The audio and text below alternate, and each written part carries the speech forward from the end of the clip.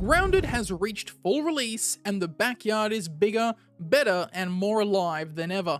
I, for one, am thrilled to dive back into the fully fleshed out story and host of biomes, and figured what better way to celebrate that than to share that excitement with you. So, whether this is your first time being shrunk down, or you know the red anthill like the back of your tiny hand, I've compiled this list of helpful tips to make your first days in the backyard just that much easier. Grounded is a survival crafter at its core, and with that comes an extensive list of gear, building materials, and consumables to discover and use. And the team at Obsidian have made keeping track of what you have and what you need just that little less overwhelming with their analysis system. From your very first steps into the larger-than-life environment, you'll be prompted to analyze objects at the field station, and analyze you should. Not only will it unlock crafting recipes to expand and improve your tiny footprint in this hostile environment, but it will also reward you with raw science and brain power.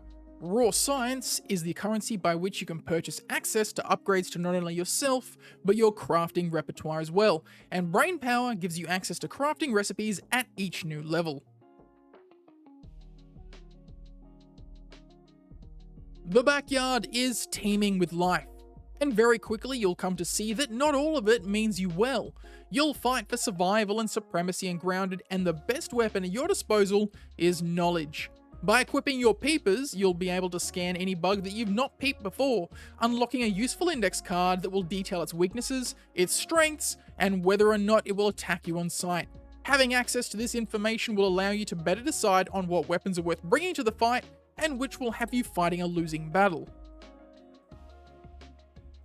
The backyard is dangerous, not only by what inhabits it, but also the risks that come with such a wide array of environments, and eventually you'll take some damage.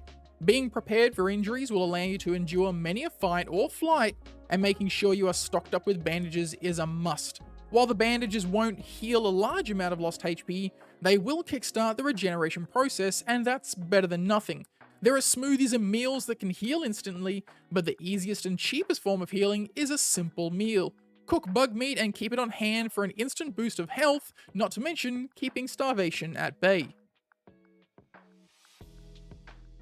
But starvation isn't the only survival mechanic you'll be contending with. Thirst can play a major role in limiting your success in the backyard or outright halting it. Luckily, the landscape is littered with cans of soda and, more importantly, juice boxes. These never-ending supplies of much-needed sustenance are a blessing in disguise, and utilized properly can make traveling around the yard that much easier.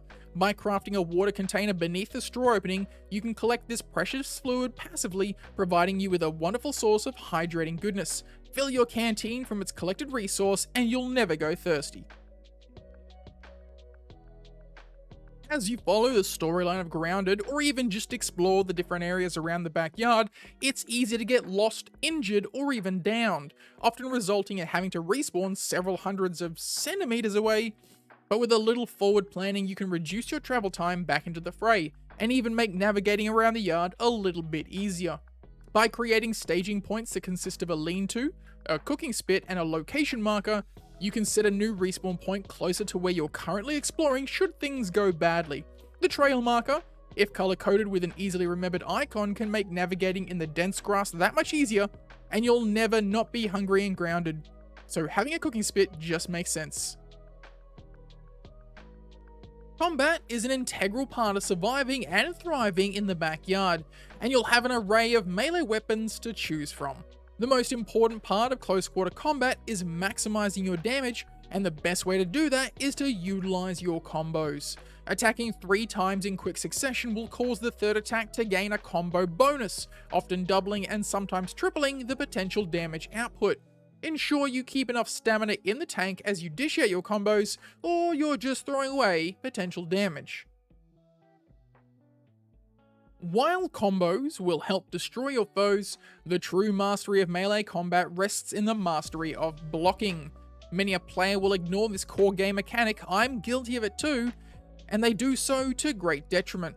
Practicing blocking is one of the most important game mechanics, and one that will reward you tenfold when you start hunting tougher bugs in the backyard. Successfully performing a perfect block will not only cause the enemy to pause their attacks, but also prevents a loss of stamina from the act of blocking. From the very first day, I recommend practicing this even against the weakest of hostile foes, because building the trained reflex of blocking an enemy's attacks will allow for greater combat efficiency and turn the tide of any fight in your favor. The backyard is full of many wondrous locations to discover and explore, and some of them tower about the backyard. The change in perspective can be jarring at first, turning a teeming wilderness into a simple family backyard, all through the use of height. But with that height comes the potential risk of disaster. In the early stages of the game, one of the most useful items you'll ever underestimate is the dandelion puff. Chop down any dandelion stem and collect that puff. By equipping it to your accessory slot, you'll have a parachute of sorts to use in case of gravity-related emergencies. But remember, using the puff will wear away at its condition, and you'll want to make sure you've always got a fresh one on hand. There's nothing worse than seeing a bug you need to kill or water drop you wish you could drink that's just out of reach. Craft yourself a sprig bow with sprigs, crude rope, and gnat fuzz. And by harvesting the spines of the thistle, this plant with the pink flower and spiny leaves, and the fuzz from lawn mites, which you'll encounter in the very early stages of the storyline near this tripod, you can craft arrows to extend your reach, so to speak, and pluck bugs from the air or dewdrops from the tallest blades of grass. Or just remind a wolf spider who's boss. Grounded has a whole host of armor pieces to make life in the backyard just a little less dangerous, and while some individual items may offer extra speed or attack damage, the bonus from a matching set is often more valuable than the damage resistance each piece offers. Be sure to check the set bonuses on the tier 1 armors, as they will often complement a playstyle rather well.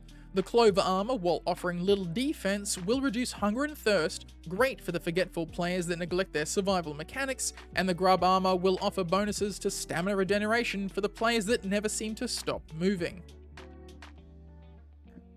While these tips will make your life in the backyard easier, the most valuable and important one I will offer is this: play with friends.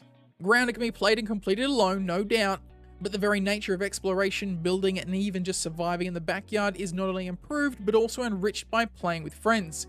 Enemies are easier to defeat, sure, and collecting resources is faster, also true, but having more than one player in the yard will not only result in fun little dialogue moments between the children, but will make most situations that much more enjoyable. A wolf spider attacking can be devastating, but watching a wolf spider chasing a friend can be hilarious. Taking down a daunting foe with allies is not only easier, but the victory is made that much more rewarding. I hope you've learned something useful in this video to make your time in the backyard just that much easier. If you've enjoyed the video, consider hitting the like button and subscribing to the channel as well, so you'll know when I next bring out more Grounded content. Stay safe in the yard, and I'll see you all next time.